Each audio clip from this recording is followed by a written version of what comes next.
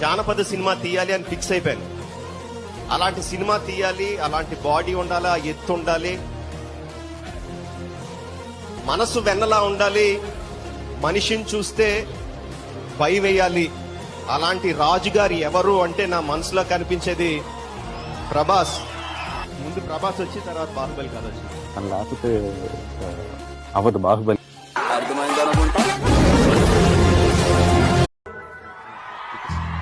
ఆ చిరునవ్వుతో అమెరికాని కొనేయచ్చు మనం. ఎంత బాగా నవ్వుతాడో, ఎంత నిష్కల్మషంగా నవ్వుతాడో, ఎంత సహజంగా నవ్వుతాడో. ఆ నవ్వులో ఒక పసిపిల్లల కేరింతలు ఉంటాయి. అంటే కల్మషం లేని నవ్వు.